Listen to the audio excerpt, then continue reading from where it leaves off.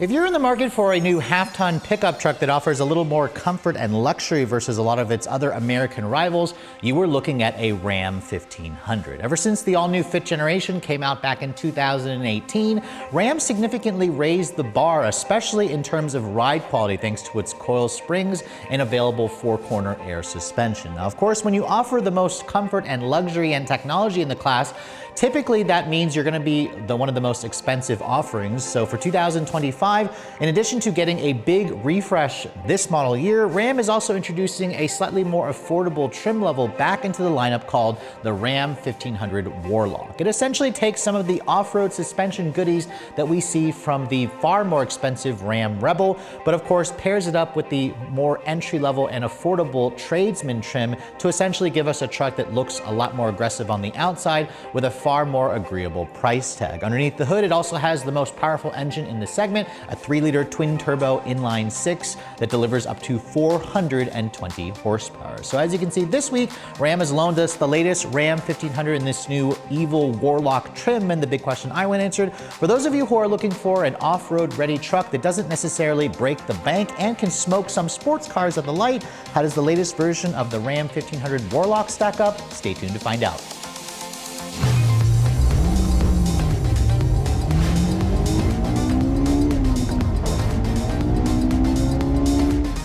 Now, before we start talking about the updated styling of the Ram 1500 in this Warlock trim, let me go ahead and pop the hood and show you guys what's powering this thing. Now, one of the unique aspects of the Ram 1500 pickup truck was its naturally aspirated Hemi-powered V8.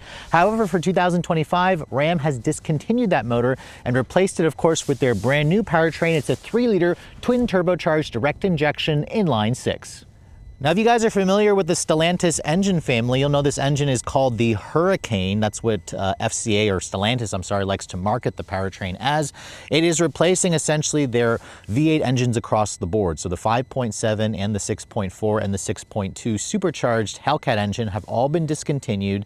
And of course, in its place are 2 output versions of this straight 6 turbo. So this model here we're showing you here, being that it's more of the baser trim, has the standard output version. It's still certainly no slouch. The 3-liter twin turbocharged double overhead cam direct injection inline-6 with 2 turbos makes 420 horsepower and 469 pound-feet of torque. Now, obviously, that is way less power versus the 540 that you get in the high output version. That output is obviously not available in this lower trim here. It all goes out through an 8-speed automatic transmission built by ZF, and fuel economy is rated at 17 in the city and 24 on the highway. The beauty about the standard output version, however, is that it makes that power on regular grade gas. My test truck here has a 26-gallon fuel tank. You're looking at around 400-ish miles of range on a full tank. If you guys want more range, Ram will happily upsize the fuel capacity to around 33 gallons. Now, the company doesn't quote a 0 to 60 time. We got an unbelievable 4.1 seconds in the high output version of a limited trim that we tested a couple of months ago.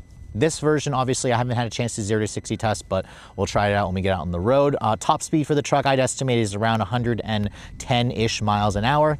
And of course, in terms of towing capacity, the Ram 1500 in this particular trim level was rated at around 8,300 pounds, but my test car has an optional upgraded rear diff that improves the towing capacity to around 11,300 pounds. Payload capacity is just over 1,900 pounds, and this truck, as it sits, weighs in at around 5,200 pounds, so it's around 700 pounds lighter versus the limited truck that we tested a few months ago with the high output version. But let's go ahead and close up this hood here and take a look at the exterior styling. Now, first of all, this is the Warlock trim. The Warlock trim, or the Warlock badging, kind of dates back to a long part in Ram's history back into the 1970s, where they offered it back then. They've always offered a variation of this trim in kind of a different mission over the last few decades, but what you should know about the Warlock is it's basically based on the Tradesman, the base truck, but it gets some of the off-road goodies from the Rebel, which is their off-road oriented version. Now, this particular color that I'm showing you is a new color for 2025. It's called Forged Blue. That's right, this is actually blue.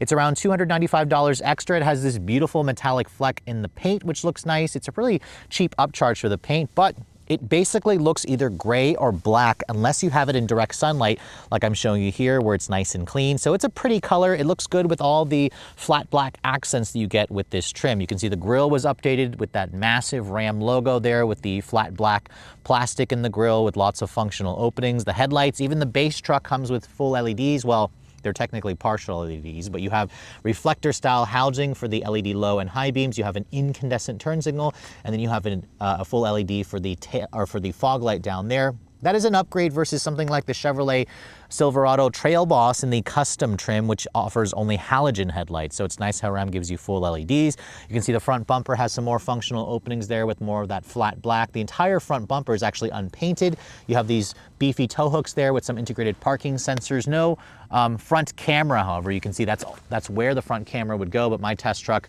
or this particular trim doesn't offer a full 360 camera. And then down here you can see there is a front lower air dam, which is for aerodynamics, but thankfully this truck does have factory skid plates. That's of course part of the Warlock package for around $4,700. It also includes a 1-inch suspension lift along with Bilstein off-road tuned shocks for the front and rear.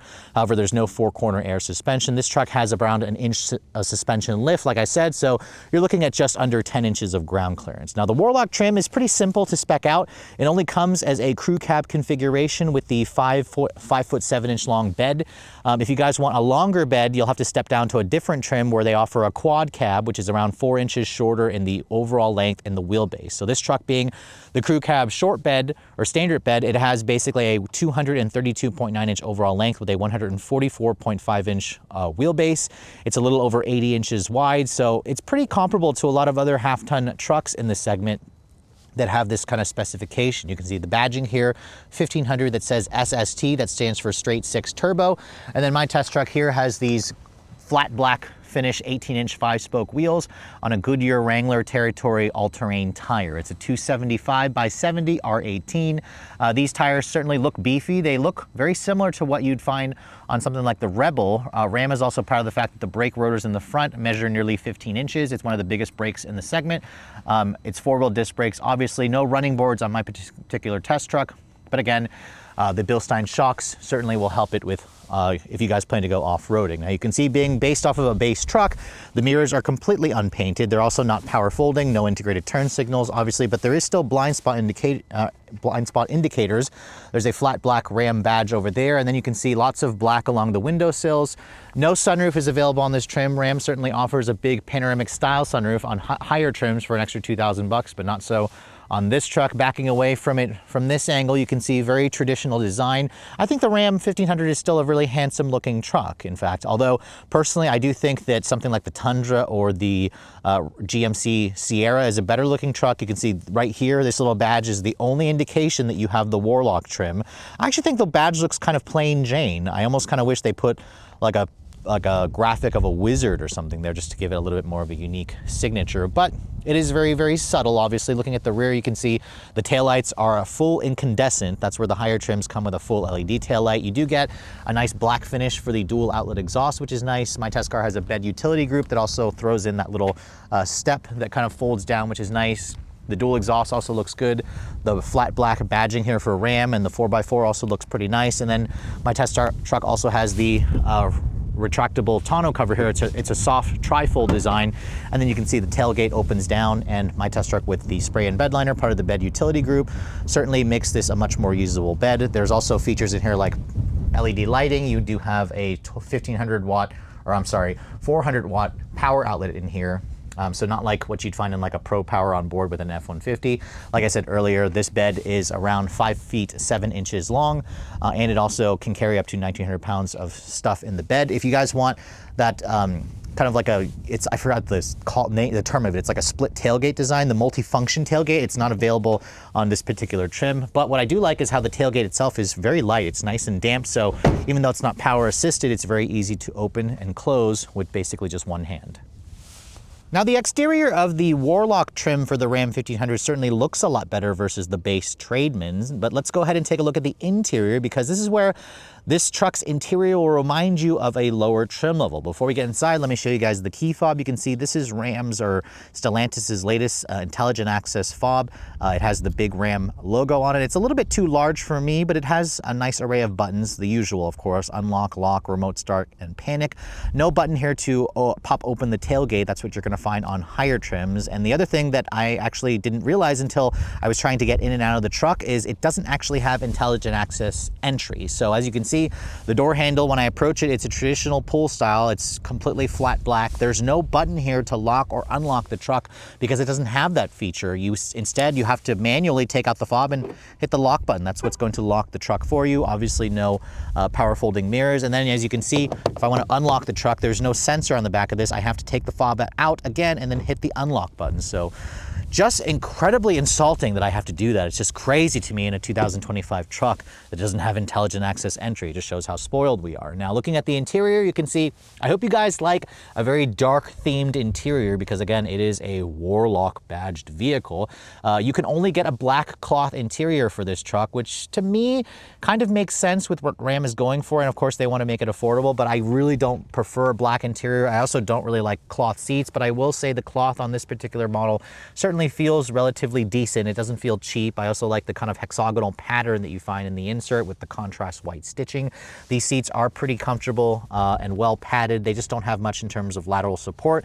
And also in terms of adjustment, it's very basic. You only have a four-way adjustment, so this reclines and this manually slides forward. It doesn't have any kind of height adjustment, and it really needs that for somebody my height. I think the seat is actually mounted too low. I wish I could up or increase the height of the driver's seat, which is also the same thing on the passenger seat. You can see in terms of the door panel materials, the limited trim had lots of real wood and lots of leather and real, soft touch plastic materials that felt nice. This is all cheap, cheap, cheap. So as you can see, flat black, hard touch plastics. There's a silver painted plastic door handle here, which is nice, but even this is hard touch plastic, which I find incredibly insulting for its near $60,000 price tag. The window controls, they do feel high quality at least. Only the front windows are one touch up, down. The rears are not one touch. As you can see, a few blank buttons because it doesn't have the power folding mirrors. No memory seats. Obviously, they're manual seats. You do have some additional storage here and lots of storage over here, along with a 6-speaker standard audio system, which doesn't sound all that great. So again, if you guys want more features, you have to step it up to the higher trims like the Rebel, for example. Now, getting into the truck, I really wish my test vehicle had some kind of running board because it's a little bit of a challenge to get in, but thankfully there is a nice grab handle here to help hoist short people like myself into this bed or into this cab. But as you can see, shutting the door still has a pretty solid sounding thunk. And then my, when you get into this interior, it really kind of reminds me of a truck from like maybe 10, 15 years ago with the interior tech. I mean, this gauge display looks like it was pulled out of the previous generation Ram, which technically Ram still offers it as the classic trim. It's got a 7-inch helper screen there. There's an 8.4-inch Uconnect 5 head unit in the center. And then when you want to start the vehicle up, you can see start stop button is here. I like the positioning of it because it's not blocked by anything. And because this is not a mild hybrid or hybrid, it has a traditional starter noise, and it's just such a smooth engine. I love inline sixes. So if you're going to replace a Hemi V8, an inline six kind of makes sense. Now the engine sound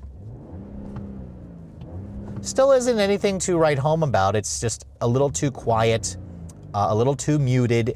I would love this to have like a little bit more of a bark, but I imagine that's what the aftermarket is going to be for. And then in terms of interior materials, look at the steering wheel, guys. It's not even leather wrapped. It's a urethane steering wheel. It's been a while since I had a press car or a press truck that didn't have a leather wrapped wheel. It still has some pretty good buttons here to control the gauge display there and change a couple of things. You do have a manual mode here via these buttons on the steering wheel. You do still have adaptive cruise control, at least, along with your cruise control switches.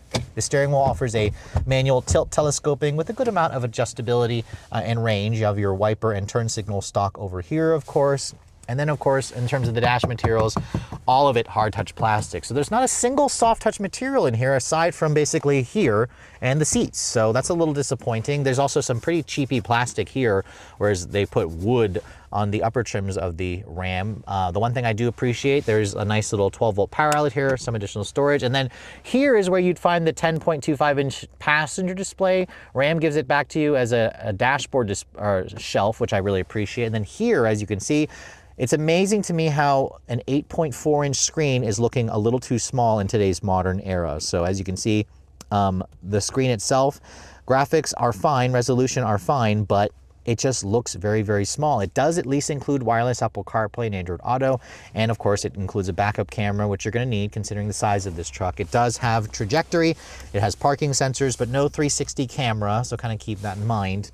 The quality and resolution of that screen also isn't anything too special, but really I think that at this price point, Ram should have included the 12-inch display that gets rid of these physical controls here and it kind of moves it off to the side. As you can also see, you do have some buttons here to turn the screen off, a big mute button there. There's also 3 dials for the single zone manual climate control system. I haven't seen that in a long time. I do like the big dials for volume and tuning. Your transmission selector is here along with your 4-wheel drive switch. You can see it's pretty simple. There's no 4-wheel drive auto mode here like on the upper trims. There is a start, stop, defeat there. It's the axle lock for your rear locker. And then down buried over here, you're gonna find the USB ports, if I can get my camera down there, 4 USB charging ports there if you guys wanna connect your phone as well. Now, one of the cool things about this truck is the Warlock is only available with a front passenger bench seat. So as you can see, cup holders, and you have some storage over here. But if you want, I can flip this up here. There's a seat belt, so you could actually fit 3 people across here. It's a really wide truck. There's a little bit of space here for somebody's legs, a little bit of storage over here. There's also that 3-point seat belt, obviously. So this is pretty cool. This is only included with the Warlock trim. So if you want captain's chairs here with a fixed center console, it's not available on this trim. It is available on the Big Bend trim, which is technically 1 notch below, but you can get the Big Bend with the 12-inch display, which I think should have been offered on the Warlock trim. Now, the seats, like I said, it's a cloth material, but it doesn't feel overly cheap, which is nice. The padding is good. You have a 120 watt or 115 watt power outlet here. I really like the storage shelf over there. And then the glove compartment, open that up. It's a bin style. It's stamped, but not lined with felt. Not the biggest glove box, but you have additional storage up there, which is always nice. If you want to fold this back down, you pull that little strap that folds it back down. You can see the map lighting in here is totally incandescent. It's got kind of a cheaper material here on the headliner, along with this really cheap material here. Not even a actual mirror here on the sun visor. What about here? There is a mirror still over here with no light, of course. Again, showing you that it's a lower trim level of this truck. But as you can see, overall, the build quality, at least the build quality seems solid. I didn't hear a single squeak and rattle. It's just full of lots of cheap materials. And for a truck that has basically a nearly $60,000 price tag, I just find this interior to be a little too unacceptable. I think if this truck was like under $50,000, this would be more acceptable. But you'll keep in mind, there are, other trims of this truck that's going to give you a far nicer interior if you're willing to pay the extra money. But let's go ahead and hop into the back seat area and show you guys what that's like. And this is where the Ram definitely has one of the biggest back seats in the segment. In fact, Ram says it's class leading in terms of the rear seat space because you have around 45 inches of legroom back here. 45 is ridiculous. It's literally, 2 to 4 inches more than a lot of its rivals, which is pretty impressive considering this segment tends to have really spacious back seat areas. You can see the door panel, all of it is hard touch plastic again. Hard touch plastic there. You still have the silver painted alloy looking door handle with 2 levels of storage here, which is nice. At least the windows are also tinted. Like I said, the back window here is not one touch. And then this seat over here, you can see same cloth with the kind of contrast stitching with this hexagonal pattern insert. If I flip this up, you can see there is a little bit of storage underneath here, although it's not any kind of lockable or hidden storage. I like how simple that is to flip up, which is nice. You can even flip this down if you prefer. That window also electrically slides open if you guys like. That's part of a package that my test truck has that's included with the Warlock trim. And then when you want to get inside, there's a grab handle here that basically allows you to hoist yourself in. And then as I get in and shut the door, tons of space. You can see this is my driving position. I can easily stretch my legs out. Sadly, it doesn't have that recline function like you get in the upper trims, but I mean, I can easily cross my legs. I can, stretch out here. You can even, fit 3 people across because this truck is so darn wide. And then in terms of, this features back here, there are still rear seat air vents, which is kind of nice, but big open area here where you could, find the rear climate or the heated and ventilated seats. That's obviously not available on this truck. You do have some storage here, no USB charging ports back here, which is a little disappointing, but fold this down, you do at least still get an armrest. And then you can see back here, you just have more incandescent lighting back here. Lots of headroom space, as you can see. Without the sunroof to take up room, I have a ton of headroom, which again is one of the reasons why people love these trucks. So overall, you can definitely still use this as a family vehicle, but it does constantly remind you from the open spaces and the lack of, or dead buttons here, that you basically cheaped out and got a lower trim, because the upper trims of this truck offer a back seat that is basically, as nice as what you're gonna find from some luxury sedans. So the last Ram 1500 that I drove was literally the near top of the line version known as the Limited. It was a nearly $90,000 truck. So to be sitting in here in the Warlock trim, which is based off of the basic tradesman trim at around $58,000, is quite a different experience. But at the same time, the bones here, or the basic bones are here, and that's where the Ram 1500 kind of continues to remind me that it is an excellent truck, one of the best riding trucks you're gonna find in the segment. And of course, now with the new Hurricane straight six engine, the twin turbo inline six, it's one of the most powerful options in the segment as well. Now this model that we're driving has the Hurricane straight six turbo in the standard output configuration. It makes 429 horsepower, 469 foot-pounds of torque. That essentially means this has more power versus the old 5.7 liter Hemi V8. It's hooked up to an 8-speed automatic transmission with a part-time four-wheel drive system with a rear locker, which this truck is lacking the automatic setting for the four-wheel drive system. So to get the best 0 to 60 time, I put it into 4 high. There are no drive modes to choose from in this particular trim. The last time I 0 to 60 tested the high output version, I got 4.09 seconds. So let's go and see what we can get in this truck here. Oof. Holy smokes. Wow, we got 0 to 60 in 4.95 seconds. So only about 0.8 seconds slower versus the high output version. And remember, this output of the engine makes 120 less horsepower, but you really wouldn't be able to tell because it still feels brutally fast. I mean, yes, it doesn't have the noises of the old Hemi V8 or any V8 that you're gonna find, but this has more power than all of those V8 competitors, and that is gonna make a serious difference when you guys are, looking for, the quickest accelerating trucks in the segment. I mean, this definitely is going to be that. Even though this engine isn't quite the most fuel efficient, it's still more fuel efficient versus the old powertrain. It's still just a big improvement in everyday drivability. It's also hooked up to an 8-speed automatic that is one of the smoothest transmissions out there. It's a 8-speed ZF torque converter automatic. And of course, with four-wheel drive, I have it in 4 high, which technically you shouldn't do when you're driving out on the road. This thing just has effortless power, effortless acceleration. Now, of course, this model here has the Bilstein off-road tuned dampers. It doesn't have the 4-corner air suspension that I had in the Limited trim. We're also riding on smaller 18-inch wheels on these all-terrain tires. I'm definitely noticing the ride of this truck is still actually really good. We have an independent front, live axle in the back with coil springs, so the Ram still has one of the most refined rides you're gonna find in this segment, and I really, really much appreciate that. I'm gonna take it out of 4 high mode because I can kind of feel it binding as I'm turning the wheel and such, but it very much just feels like a tank. I mean, it glides down the road with a level of solidity that just makes this thing feel like you can tackle any terrain. It's got a smooth and compliant ride quality. The handling dynamics of this truck is pretty much, it's a truck. It's a body-on-frame vehicle that weighs 5,200 pounds, so it's not sporty. It certainly will always remind you you're driving around in a vehicle that's like 232 inches long. It's a big girl, although not any longer than any of its competitors. It's a wide vehicle as well that takes up basically the entire road space that I'm on. So if you're not used to driving big trucks, that's where, this thing could feel a little cumbersome to drive. The electric power steering in this vehicle certainly is precise enough. It changes directions relatively fast. I just have 0 feedback whatsoever.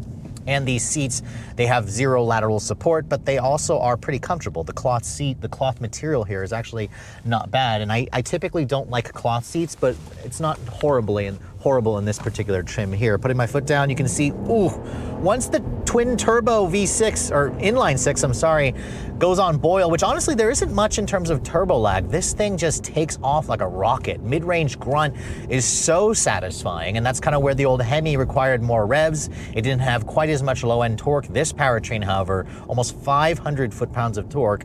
Plus, it's got that responsive 8-speed automatic. It's just fantastic. It's just really, really good. So I'm really impressed with that. Let's try another run here. This time we're gonna brake torque it. Ooh! Definitely made a difference there.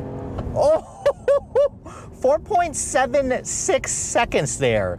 4.7, so when you brake torque it, it actually does make a difference. It actually will shave 0.2 seconds off, and it kind of almost feels like launch control, which is kind of how it was in the limited trim with the high output version. It kind of like would bounce off the rev limiter, which was kind of satisfying, and it just made this thing almost give you tunnel vision. I got kind of like that feeling in my stomach that I get with much more powerful vehicles. So again, it is an overachiever. This 3-liter Hurricane twin turbo inline 6 is the speed demon in this segment. Oh. Now, do I wish this engine had a little bit more of a bark in terms of the exhaust? Yes, I do wish there was kind of a snap, a crackle, a pop in the exhaust.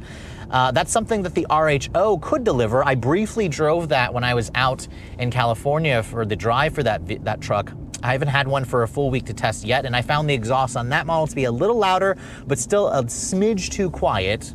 So that's something that the aftermarket should easily be able to fix.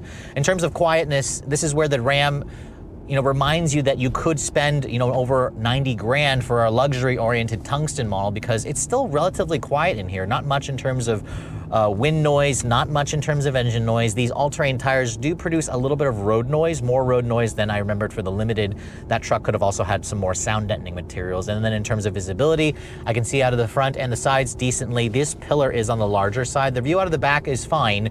No digital camera rearview mirror is included on this trim. And then you do have blind spot monitoring, rear cross traffic alert, adaptive cruise control, automatic emergency braking, lane keep assist. All that is thankfully still included. Although if you're looking for the Stellantis hands-free driving assistance, that's not on this trim. You can, however, get it on the fully loaded versions of this truck, which offers true hands-free driving on certain roads where it has the roadways mapped out in the database. So again, lots of great technology features, lots of comfort, lots of space, lots of speed. I mean, 4.76 seconds is just stupid fast for something like this. You're going to smoke every other competitor in the segment. Even the hybridized twin turbo Toyota Tundra is no match for this thing. It's so crazy fast. It's just crazy to me. Now, in terms of fuel efficiency, it's rated at 1724 on regular gas. Actually, the high output version does require premium, but not this output. And in my week's worth of testing, I averaged around 15.5 mpg. So not the best, but I also was very much enjoying the power. Now, on the highway, I was able to break into the 20s, around 22 mpg, which is pretty good. I was averaging around 425 miles of range on a full tank. My test car has the 26-gallon fuel tank. If you want more range, Ram will happily upsize the fuel tank to 33 gallons. So kind of keep that in mind. That'll push the range to like over 550 miles, which is very impressive, but you're going to be looking at those expensive fill-ups. So overall, the Ram 1500 definitely still remains one of the most refined, but now one of the quickest and one of the most tech-laden trucks. I'm just not entirely happy with the interior of this Warlock trim. I mean, yes, it is a much more affordable trim, but the interior to me screams $45,000, not $58,000. It's just weird that we live in a world where an 8.4-inch touchscreen looks a little bit too small. I think the 12-inch should have at least been offered on this trim. And I also would like to get the availability of a leather-wrapped steering wheel or a sunroof. You can get all of that if you guys step it up to the Rebel trim, but just know the Rebel trim is going to be pushing well over 70 grand. But overall, if you guys are looking for an off-road oriented, sweet-looking truck on the outside with the badging that literally reminds you of an evil, witch, the Ram 1500 Warlock certainly should make it to the top of your list.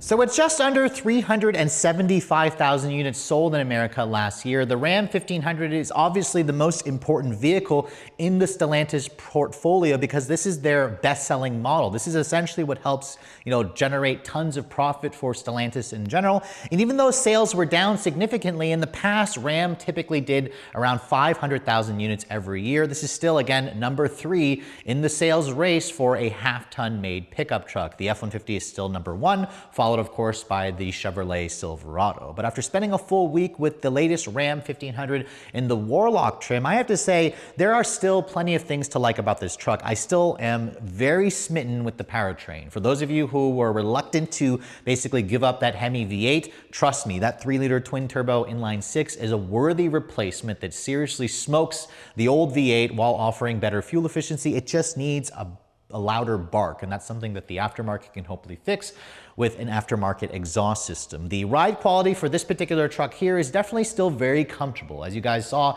with the all-terrain tires, the Bilstein shocks, the extra inch of ground clearance, this thing basically feels dirt ready, but it also feels ready to tackle some of the worst potholes you're gonna encounter out on the road thanks to the meaty and chunky tires. Obviously, if you guys want to go even further off the path, you wanna do those jumps, you wanna do some Baja off-roading, Ram has a truck for you called the Rebel X or the RHO. I had a chance to drive the RHO. It is literally a Ram TRX minus the supercharged V8, but at a significantly discounted price. But for those of you who don't have RHO money, which is still well over 70 grand, the Rebel is around $65,000. That's where the Warlock comes into place, because if you can get past that very bargain basement interior, there's still plenty of space, and it has most of the tech that you'd want aside from the really small screen and the cheap materials. That's kind of a turnoff for me personally. But if you're okay with that, this truck here is far more affordable, because if you're looking to get your hands on a Ram 1500, they start at around $40,700 for a base tradesman trim with 2-wheel drive. That's for a quad cab with the 6'7" long bed. Now, obviously, if you guys want 4-wheel drive, it's gonna cost you an extra $3,000. The Hurricane engine underneath the hood is around $2,700. The Warlock package is around $4,600. So again, it brings the price to just over $51,000 for a Warlock trim, which again gets the skid plates, the rear locking diff, the Bilstein shocks, the suspension lift, the all-terrain tires, the badging. It certainly seems like a worthy deal. I just wish that Ram would have threw in a slightly nicer interior with a big 12-inch display. Now, of course, my test truck here has a couple of options on it, from the bed utility group, of course, to the upcharge for the paint, the $2,000 destination charge. All in, my particular test truck here is around $58,600. So just under 60 grand. I said that a few times. Certainly sounds expensive. However, if you look at the half-ton segment, that's where this truck is actually pretty darn affordable, because if you want to spec out something comparable like a Ford F-150 with the FX4 off-road package, I think they actually call it a Tremor, or actually no, the Tremor is technically above this. It's like a Rebel competitor. The F-150 is around $60,000. You could also get a Toyota Tundra with the TRD off-road package, which will also be around $55,000. A Chevrolet Silverado Trail Boss is around 55 grand. However, it has halogen headlights. So there is some value to be had here with this truck. And also keep in mind the Rebel, which has basically the same suspension upgrades, starts at around 65 grand. Most are going to be well over 70 grand, but again, you get a far nicer interior. So it's great that Ram is kind of offering choices. They recognize that their vehicles have gotten very expensive, so they're trying to counteract that with more affordable models. But really what is the shocker for me on this truck is the really good ride quality, the hugely spacious interior, biggest back seats in the class, and of course that Hurricane twin-turbo inline-6 delivers the goods because it is the quickest accelerating and most powerful engine that you're gonna find in this segment. So love the fact that Ram is kind of having the bragging rights there. But with all that said, I hope you guys have enjoyed my full overview on the brand new 2025 Ram 1500 in this evil Warlock trim. If you're also looking to see the latest cars I'm testing, be sure to follow me on Instagram at Redline_reviews, like us on Facebook, and as always, guys, please keep subscribing to the Redline Reviews YouTube channel for all the latest reviews. Thank you so much for watching. I'll catch you all in the next video.